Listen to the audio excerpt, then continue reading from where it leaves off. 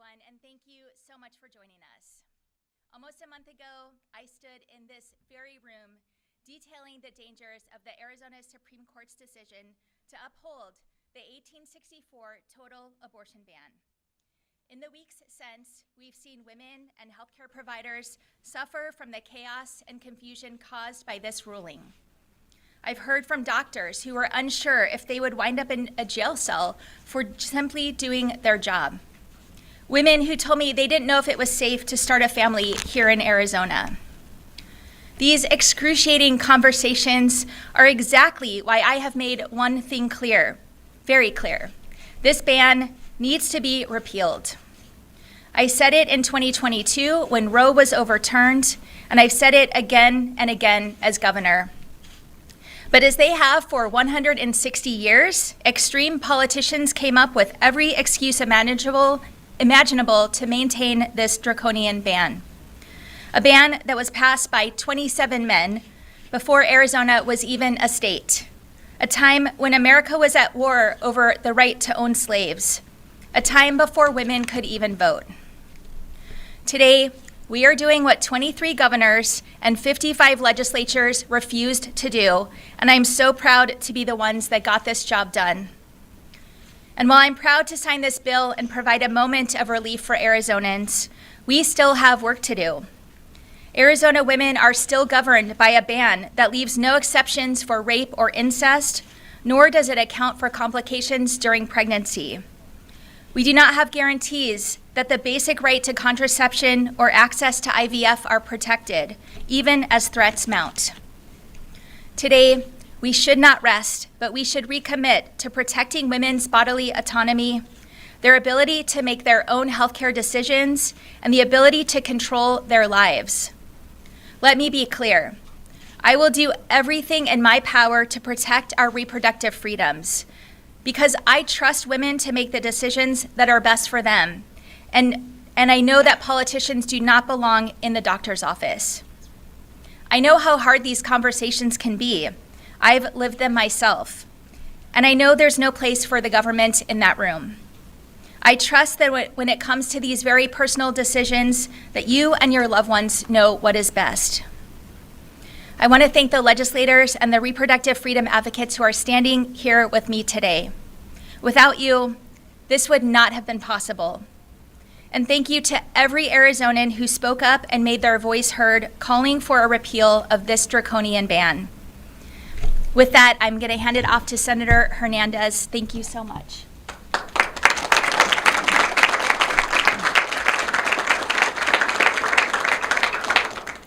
Thank you, Governor Hobbs, and thank you everyone for joining us. Today we are here to celebrate the signing and the passage of HB 2677, which is the repeal of the 1864 total ban on abortion. It is not the ban that was passed in 1977 by a Democratic governor. It was passed in 1864 before Arizona was a state. My heart is so full knowing that this moment was made possible by the community's work, advocates, giants in the movement, and we stand on their shoulders today because of the work that they laid before us. I'm also very, very full. My heart is also very, very full knowing that my Democratic colleagues continued unity and we stayed together and we stayed firm in our commitment to lead Arizona in a responsible way and deliver the solutions that Arizonans were expecting for us. But what this moment has also shown us is that one thing is very clear. Our rights are not protected unless they are enshrined in the Arizona State Constitution. This repeal will go into effect 90 days after sine die, which means that our fight for a better collective future is just beginning. The Republican leadership in Arizona has shown that they are unwavering in their desire to strip us of our rights, our voices, and our votes. Yesterday, on the Senate floor, we heard directly from my Republican colleagues that they believe that this 1864 ban on abortion is the right law for Arizona and that we should uphold that. We have no time to let our guard down. Our state has lived under their constant lack of accountability and transparency for far too long. The fight for abortion rights has simply put a bright spotlight on how corrupt they have truly become.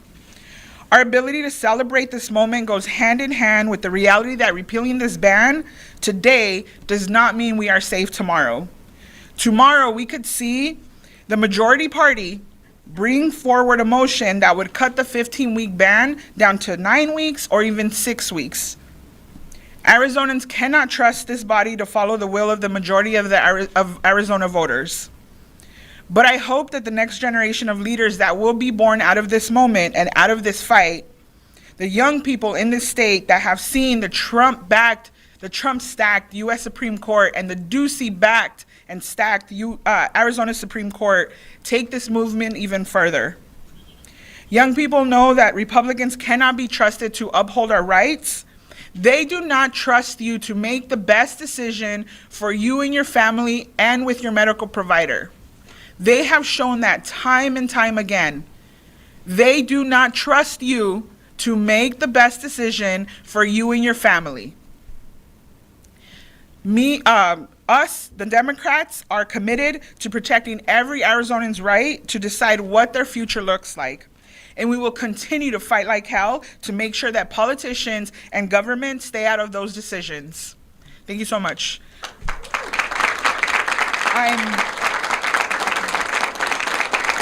I'm so honored to bring up Representative Stephanie Stahl-Hamilton, that has been nothing but a warrior for every single person and all of us every day.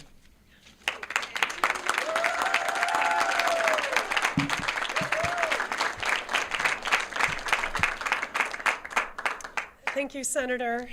Thank you, Governor. Thank you all for being here. This is a real moment. It's an historic moment. And it's a place and time where three moments all come together. It's a time where we are doing away with what is in the past that doesn't fit the present. And here we are in the present, looking forward to the future.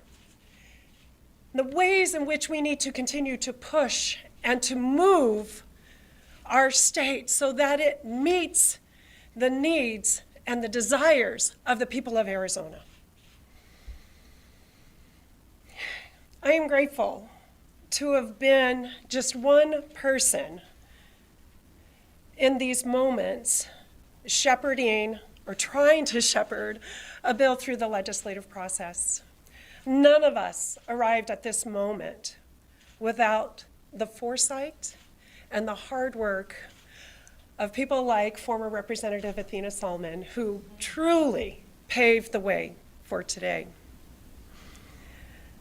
I am so grateful for the unwavering, steadfast support of my Democratic colleagues, who in the midst of the storm, when we wanted to call points of order, when we wanted to correct the record, were steady. They were grounded and solid, knowing that all we needed to do was to show up and vote yes. The rest of it would take care of itself. And boy, howdy, did it. So thank you all for being here. Thank you for helping us mark this point in time where history is changing in Arizona. And thank you all for being a part of the journey. Have a good day.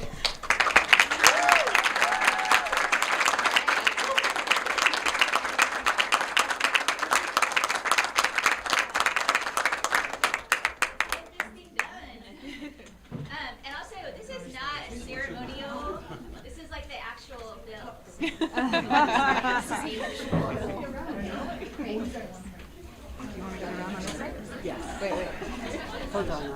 Oh, hold on.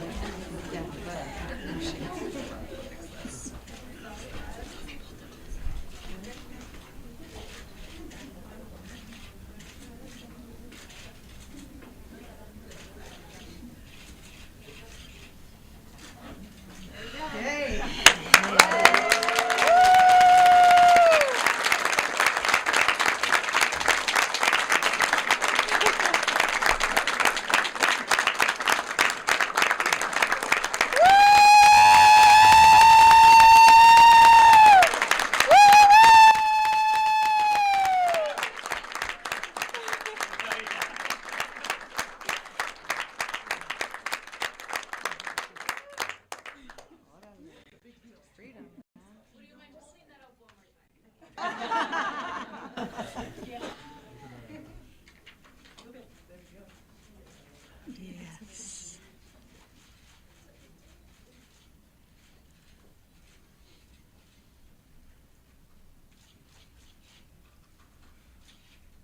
when you're all good. White balance. Let's do that first page again. Does that work on radio, Hallie? So, I assume this is question time? I want to go to the Oh, yeah, everyone take a step back. There, I got you.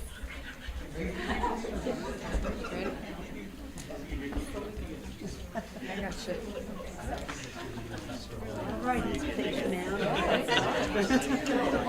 Hey, Howie. Let's have a woman go first.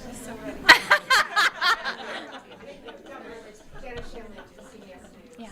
There's going to be a period of time before this takes effect, when the other law is already in effect, and that means there's going to be a near total abortion ban in this state. What would you say to them? Well, part of that is the reason that we set up reproductivehealth.az.gov to provide as much information as possible for Arizonans about what care is available, what care is legal, where they can get that care. But it's also why I'm going to fight as hard as I can to make sure that this ban never goes into effect. Yesterday, Planned Parenthood filed a motion with the Supreme Court to continue to stay, or some other legal word that's probably not the correct one, but to make sure that this ban doesn't go into effect, because the level of chaos and confusion that will occur from multiple bans at different times, and just we know how terrible this ban will be, and so we're going to do everything possible to make sure it doesn't go into effect. All right, Howie. So I've got a question for actually the three of you, which is, this was the initiative, and I know you signed the initiative.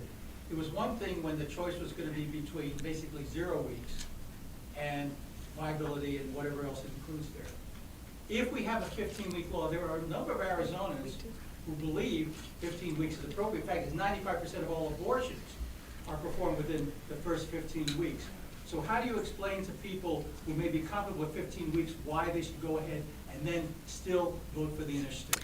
You know, whether it's a ban that was passed in 1864 or a ban that was passed in 2022, these bans are both draconian. The 15-week ban has no exception for rape or incest or regard for the complications of pregnancy, and Arizonans are going to have a chance to have their say in that.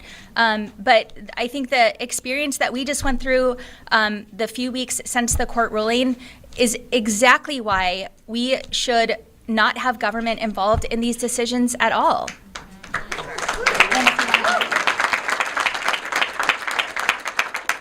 Yeah, Howie, I mean, I think I've said this before. I know I have, that these are arbitrary numbers. Picking a 15-week or a 6-week, that's all arbitrary. You cannot dictate and you cannot pinpoint when a complication in pregnancy is going to happen. And that's why it is so important to get politicians out, get government out, and let that choice and that decision be between the person and their medical provider. Sí, gracias. Sí, es muy importante que la gente sepa que en este momento cualquier restricción no es beneficial para la gente. Estos números los sacan del aire. Uno no puede determinar cuándo las complicaciones en el embarazo van a pasar, y eso es muy importante, que por eso sacamos a los políticos, el gobierno, de esas decisiones. Esas decisiones tienen que vivir con la persona y su doctor y su familia.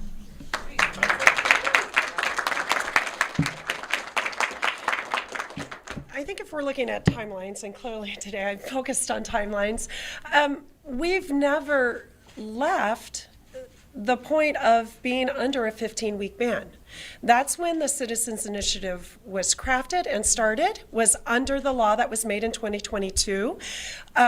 The returning back or moving backwards to 1864 has not happened yet. We are still, so I think people need to realize that when signatures when the signature process started, we're under the law, we're still under. Our action to repeal this 1864 ban was to keep us from going backwards, to keep us from stepping into the past. And the thing of it is, an attack on freedom is simply that. It's an attack on freedom. Reproductive health care needs to be made available to all patients at all time without the fear of criminalization. And that is why we need to get this enshrined in our Constitution.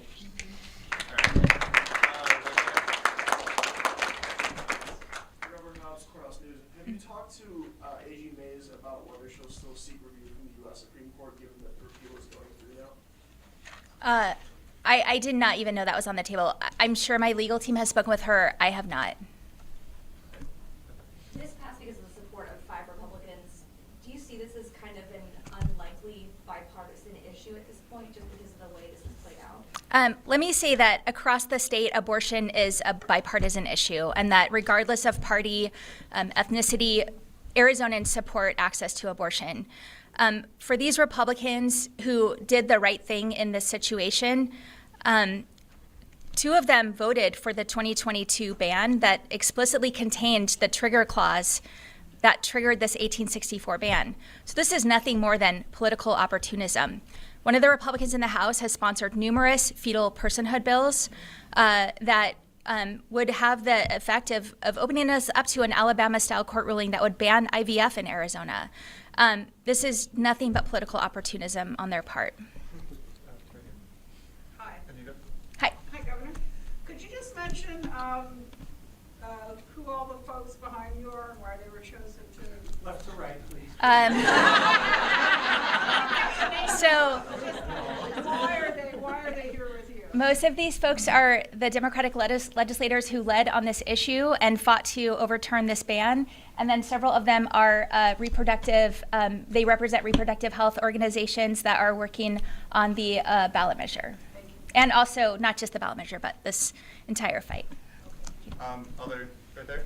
What do you make of Senate Republicans announcing plans to put the Secure the Border Act on the ballot? Do you feel like that is at all retaliation for the abortion repeal or abortion measure on the ballot? I think this is them not being focused on the issues that matter or real solutions to the issues that we're facing. Certainly, the border is a critical issue, which is why I've been working from day one to work with communities on the border about what we can do to help solve the issues they're facing because of the federal government's failure on this issue. I understand the frustration that leads to legislation like this, but this is the same bill that they sent to me and I vetoed, and it's not going to solve the problem. In fact, many of law enforcement in those communities were not supportive of this legislation. Right there. Governor Hobbs, a lot of the supporters of this 1864 abortion ban cited religious reasons for why they support it. Do you believe in America today that there's a true separation of church and state? That's a loaded question, and I'm going to pass on that one. I think that regardless of where you're at with church and state, people are entitled to their own religious beliefs, and that does not entitle them to force those on other people when it comes to their own bodily autonomy and personal health care decisions. Right there. Can't see you. Sorry. Right. Yeah, right there. How are budget negotiations going? Are you more motivated to get a budget done so the session will end and this repeal will take effect? Budget negotiations are happening. They are moving along separate from this issue, and I anticipate we'll be able to wrap up really soon. Right there. Governor Hobbs, we know that there's this initiative to have this issue also on the ballot this November, meaning that this isn't the end. What message do we have for Arizonans in regards to that? Well, I am thankful that Arizonans are going to have the chance to make their voice heard on this issue. I've been clear where I stand, and I would encourage every Arizonan to make sure that they're voting for this in November. For any of the legislators, speaking on the legislative session, I mean, do you think that Republicans will do anything to try to extend the length of the session to try to keep the repeal from going in, as long as they can? Can I just really quick before you come up, I just want to clarify my last answer. When I said I encourage Arizonans to vote for this, I didn't mean for, I'm in the government building. I can't advocate for or against a ballot measure, but I encourage them to make their voices heard is what I meant. 24. Yeah, I mean, I think we have seen a trend that when they're on the losing side of something, they scramble to try to throw confusion at the voters. So I would not be surprised if they try to find delay tactics on delaying the session so that the bill cannot take effect, or it extends of when it would go into effect. Senator, do you see that going as far as with the budget process as well? They might try to extend that. Listen, they use anything at their disposal, so. How do you fight back against those delay tactics? Try to work within the rules like we did yesterday. Oh, yep. You mentioned, of course, possible, motions to cut the limit time. Is that based on something that you may have heard, any buzz around there, or maybe is it just your imagination running wild? Well, I think I'm not the person in the party that lets their imagination run wild, but I would just say because of how we have seen the Republican majority work is why I say that. All right, other questions? Getting short on time. I Stace? have a quick one. Where is the Attorney General? Was she invited? I don't know. I'll Yeah, get back to we'll you on yeah. that later. Others? That means the answer is no. Well, again, that raises the question. Hey, hold on. Yeah. Cameron has a question. So in terms of the budget talks right now, you said we could be wrapping up soon. Are you at the point, I know it usually takes around 10 to 12 meetings, from my understanding, where leadership meets with your staff. Are you at the point in the process where you've now came into those talks? We are close to that. And right there, that'll be our one more question. Athena, you're visibly emotional today. I was wondering if you could tell us where all that emotion comes from and how you're feeling now that this has been signed. Yes. 100%.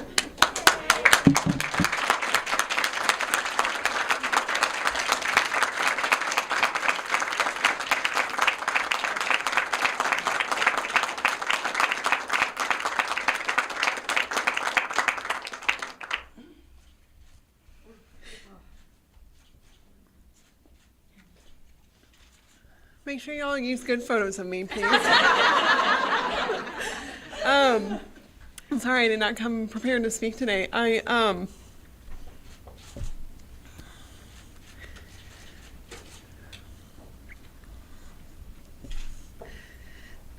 I was a freshman in the legislature, Governor Hobbs was the Senate Democratic leader. And I just had such a strong role model to look up to when it comes to reproductive freedom. And so to be in this moment where even before the Dobbs decision had been issued, we started sounding the alarm, and the first time this bill was introduced was in 2019 under my sponsorship. And now to have Governor Hobbs, who has just been such a fierce, steadfast defender in the governor's office, and Representative Stahl Hamilton, get the bill. I mean, it's only her first time carrying the bill. It's just, I can't stop thinking about my daughters and how they will have a future. And as we continue to go into the future and protect and enshrine the constitutional right to abortion and reproductive freedom, that future generations will not have to live under the restrictions and the interference that we've had to experience. So it's just been an incredible moment, and I'm going to turn it back over to folks. But.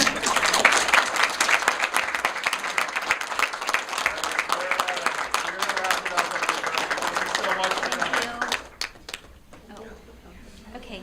I don't know if you want help. I guess I'll. Thank you so much,